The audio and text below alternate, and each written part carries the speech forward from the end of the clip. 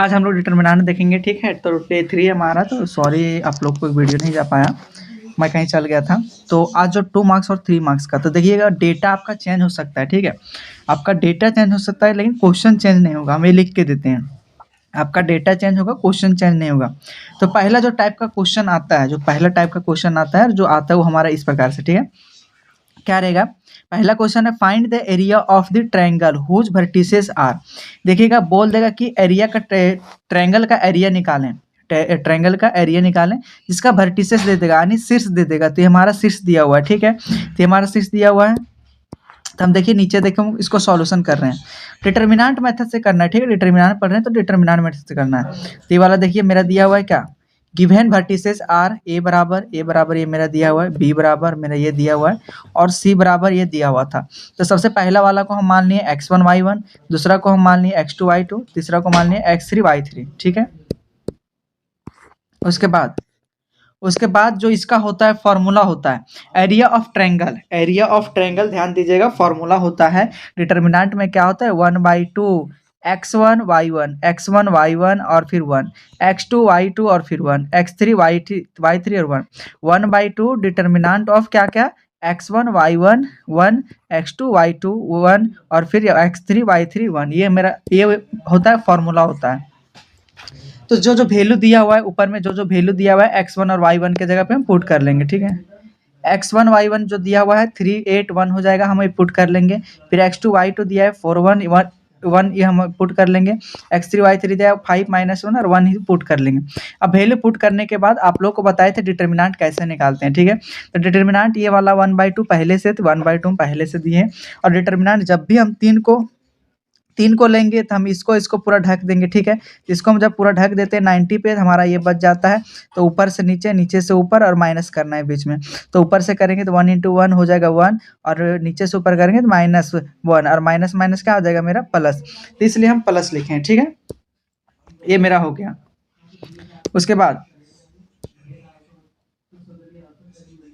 अब ये वाला देखना, ये वाला मेरा है 8, ठीक है। तो इसको हम जब इसको फिर लेंगे तो इसको ढकेंगे तो मेरा क्या हो जाएगा, ये वाला एलिमेंट बचता है। तो ऊपर से नीचे, फिर नीचे से ऊपर, तब 4 - 5 ये हमारा हो जाएगा। इसी प्रकार से हम ये डिटरमिनेंट बोले थे कि कैसे निकालते, डिटरमिनेंट निकालने के बाद मेरा 1 कितना हो जाएगा, 2 × 3 करेंगे 6 हो जाएगा। और फिर यहाँ पे मेरा जाएगा 4 में -5 तो -1, और -1 × 8 करेंगे तो +8 हो जाएगा, ठीक है।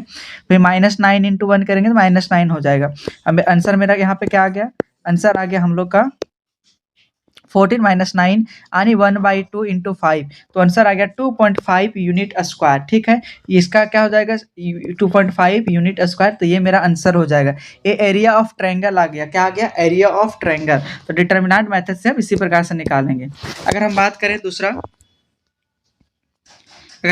दूसरा, तो दूसरा क्वेश्चन में देख सकते हैं आप, दूसरा क्वेश्चन में दिया हुआ है क्या, फाइंड द वैल्यू ऑफ के। अब दूसरा क्वेश्चन, तो दूसरा टाइप, ज्यादातर क्वेश्चन इसी टाइप का पूछा जाता है, ठीक है।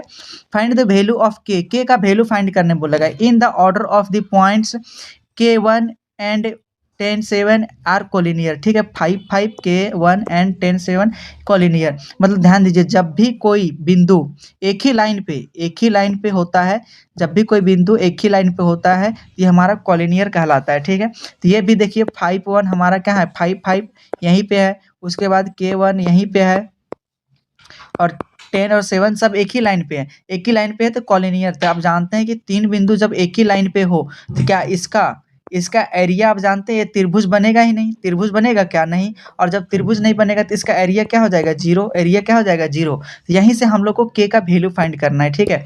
तो हम चलते हैं क्वेश्चन पे। तो गिवन पॉइंट्स आ रहा है हमारा, पहला पॉइंट दिया हुआ था ए, ये दिया हुआ है 5 5, और बी में हम मान लिए इसको K1, और सी में मान लिए 10 7, ठीक है। तो ये हमारा x1 y1 हो जाएगा, x2 y2 जो हम पीछे बताए उसी प्रकार से मान लेंगे। अब क्या है, पॉइंट्स आर कोलिनियर, क्या है, कोलिनियर है। So area of triangle equal to क्या, अभी हम बोले 0। जो कोलिनियर होगा हमारा, जो एक ही लाइन पे जो पॉइंट होगा, तो वो त्रिभुज तो बनेगा नहीं, तो त्रिभुज का एरिया क्या हो जाएगा, 0 हो जाएगा। इसलिए त्रिभुज का एरिया क्या बोल दिया, 0। अब सेम पीछे जिस तरह किए थे वैल्यू पुट कर देंगे। फॉर्मूला क्या होता है, फॉर्मूला होता है एरिया ऑफ ट्रायंगल का 1/2 determinant of x1 y1 1 x2 y2 1 x3 y3 1। ठीक है, तो इसका एरिया कितना आ जाएगा, 0 आ जाएगा। क्या आ जाएगा, 0। अब यहाँ से वैल्यू पुट कर देंगे। अब 1/2 या इधर भागा में था तो इसको हम गुना में भेज दिए। ठीक है, और ये वाला वैल्यू पुट कर देंगे। वैल्यू यहाँ पे हम पुट कर दिए जो हमारा वैल्यू था। अब पुट करने के बाद हम क्या करेंगे, ठीक से डिटर्मिनेंट उसी तरह से निकालेंगे। 5 इसका डिटर्मिनेंट यहाँ से लेंगे। ठीक है, इसको हम लेंगे तो इसको पूरा ढक देंगे। तो बताइए मेरा क्या बच गया, 1 × 1 क्या हो गया 1 माइनस फिर क्या हो जाएगा 7 × 1 7। तो ये मेरा हो गया। फिर माइनस लेंगे, माइनस बोले थे कि प्लस माइनस प्लस, हम इस प्रकार से डिटर्मिनेंट का साइन लेते हैं। ठीक है, जब भी करते हैं। अब फिर क्या हो गया मेरा 5, तब 5 लेंगे तो 5 को ढक दो, 5 को ढक दो, बचा क्या k × 1 तक k हो गया। फिर 10 × 1 हो जाएगा 10, और बीच में बोले थे माइनस तो माइनस लगा देंगे। ठीक है, उसके बाद फिर प्लस 1 लेंगे तो फिर +1, और फिर इसको जब ढकेंगे तो मेरा क्या बच गया k × 7 7 k माइनस 10 × 1 क्या हो जाएगा 10। तो ये मेरा हो गया। ठीक है, अब देखिए यहाँ से 1 - 7 करेंगे तो -6, तो -6 × 5 करेंगे तो 30, ये मेरा -30 आ जाएगा। उसके बाद फिर -k × k करेंगे तो -5k, -5 × k करेंगे तो -5k, और माइनस माइनस प्लस, तो 5 × 10 करेंगे तो 50 हो गया। उसके बाद फिर +7 × k करेंगे तो 7k, और प्लस माइनस क्या हो जाएगा -10। ठीक है, ये मेरा हो गया। अब -30 -6 × 5 करेंगे -30, और फिर +2k 7k, और फिर -5k क्या हो जाएगा +2k बचेगा, और फिर +50 था +50, फिर -10 थे -10 लिख दिए। अब जब इसको सॉल्व करेंगे तो बताइए क्या हो जाएगा, 50 में 10 जाएगा तो 40। ठीक है, 40 में 30 जाएगा तो कितना बचेगा 10, और 10 जब उधर जाएगा राइट साइड तो हमारा क्या हो जाएगा -10, तो -10 हो जाएगा। तो बताइए इधर 2k = -10, तो k = क्या हो गया -5, यानी k का वैल्यू क्या आ गया -5। क्या आ गया -5, k का वैल्यू -5। और यही वाला चीज़ हम लोग को फाइंड करने बोला था, k का वैल्यू फाइंड करें। k का वैल्यू क्या आ गया -5, k = -5 मेरा आंसर आ गया। ठीक है, चलते हैं अगला क्वेश्चन, तीसरा क्वेश्चन। विश्वास कीजिए इस क्वेश्चन यहाँ से बाहर आ आपका डेटा चेंज हो सकता है, क्वेश्चन बाहर नहीं जाएगा। ठीक है, तो हम तीसरा क्वेश्चन देखते हैं। तीसरा क्वेश्चन में है right the value of the following determinant. अब देखिए ये वाला क्वेश्चन बोला है कि इसका वैल्यू निकालें। अगर आपका कैलकुलेशन मजबूत है तो आपको क्या करना है कि जिस तरह से हम डिटर्मिनेंट निकालते आ रहे हैं उसी तरह से निकालिएगा, क्वेश्चन सॉल्व कीजिएगा तो हमारा हो जाएगा। नहीं तो फिर दूसरा मेथड है, इसका कुछ प्रॉपर्टी होता है। ठीक है, इसका कुछ प्रॉपर्टी होता है, तो हम यहाँ पे प्रॉपर्टी का यूज किए हैं। ठीक है, तो यूज किए हैं क्या कि taking common x and y। देखिए प्रॉपर्टी का यूज किए हैं, इससे पहले कुछ सॉल्व किए थे डिटर्मिनेंट में। प्रॉपर्टी का यूज क्या किए हैं, देखिए taking common x and y and z respectively from C1 C2 and C3। ठीक है, यानी हम लोग कॉमन लिए हैं x y z। तो x देखिए x ये सब तीनों में मिल रहा है, x हम कॉमन लिए हैं, x देखिए यहाँ पे तीनों में मिल रहा है। ठीक है, तीनों में मिल रहा है इसलिए x कॉमन ले लिए। फिर यहाँ पे y तीनों में मिल रहा था इसलिए y कॉमन लिए। फिर कॉलम 3 में z मिल रहा था तीनों जगह इसलिए z कॉमन ले ली। तो x y z हम कॉमन ले ली कहाँ से, कॉलम 1 कॉलम 2 और कॉलम 3 से। ये कॉलम 2 होगा। ठीक है, कॉलम 2 एंड कॉलम 3 से हम क्या लिए कॉमन ले लिए। कॉमन लेने के बाद मेरे पास क्या बचा, x जब कॉमन लिए तो 1 बचेगा, तो 1 बच गया। 2x से लेंगे तो यहाँ पे 2 बचेगा, फिर x² से लेंगे तो x बच गया। फिर यहाँ से y कॉमन लिए थे 1 बच गया, फिर 2y से लेंगे तो 2 बचेगा, y² से लेंगे तो y बच जाएगा, z से लेंगे तो फिर 1 बचेगा, 2z से लेंगे 2 बचेगा, और फिर z² से लेंगे तो z बचेगा। तो ये मेरा हो गया जब कॉमन लिए तो। अब क्या है फिर से लिखें, again taking common 2 from R2। अब क्या किए, सिर्फ रो, ये हमारा रो है ना, ये हमारा रो, इससे हम सिर्फ 2 कॉमन लिए, R2 से कॉमन लिए, तो 2 कॉमन लिए तो 2x y z हो गया। अब मेरे पास क्या बच गया 1 1 1। अब 1 1 लाने के बाद सॉल्यूशन करना बहुत आसान होता है। ठीक है, तो हमेशा प्रॉपर्टी का यूज करके इसको 1 1 लाने का प्रयास करना चाहिए, उसके बाद 0 लाने का ट्राई करना चाहिए। अब 1 1 आ गया तो हम लोग क्या किए, यहाँ से चलें ऐसे करके ढक दिए। तो बताइए मल्टीप्लाई किए 1 × z तो z हो गया, और माइनस y × 1 तो y हो गया। सेम उसी प्रकार से हम लोग सॉल्व करेंगे जैसे पीछे करते आए थे। सॉल्व करने के बाद जब मल्टीप्लाई कीजिएगा 1 × z z हो जाएगा, 1 × y करेंगे -y, -1 × z करेंगे -z हो जाएगा, माइनस इंटू माइनस प्लस हो x हो जाएगा। फिर यहाँ पे फिर प्लस 1 इंटू वाई करेंगे वाई हो जाएगा, फिर minus plus 1 into x minus x करेंगे एक्स हो जाएगा। अब यहाँ से सारा कट जाएगा, प्लस माइनस कट जाएगा, फिर माइनस प्लस कट जाएगा, फिर माइनस प्लस कट जाएगा, ठीक है। सारा कट के मेरा क्या बच जाएगा, जीरो। अब किसी को भी जीरो से मल्टीप्लाई करेंगे तो जीरो आता है, तो इसका वैल्यू क्या आ गया, मेरा जीरो आ गया, ठीक है। वैल्यू क्या आ गया, जीरो। आप चाहे तो इसको उसी तरीके से सॉल्व कर सकते हैं जो हम लोग करते आए थे। अगर आपका कैलकुलेशन मजबूत है तो यहाँ से इसको ढकना, ऐसे लेना और ऐसे करके फिर यहाँ पे जो बचा हुआ है तो क्या हो जाएगा, x into 2y into z square minus y square into 2z। तो इस प्रकार से इसको सॉल्व करके आप कर सकते हैं, ठीक है। तो आपको जो अच्छा लगे उस तरह से कर सकते हैं। हम आते हैं अब अगला क्वेश्चन पे। क्वेश्चन नंबर 4, क्वेश्चन नंबर 4 में दिया है right the value of delta, ठीक है। Right the value of delta. अब देखिए यहाँ पे इसका वैल्यू लिखने बोला गया है। अब मान लीजिए इसके जगह पे कुछ भी रहता है, के रहता है, डेल्टा रहता है, कुछ भी दिया रहता है, इसका वैल्यू फाइंड करने के लिए बोला गया। इसमें दिया matrix A of order 2/2। Matrix का ऑर्डर क्या है, 2/2। When determinant of A equal to 5 and determinant of ये delta into A equal to कितना है, 20।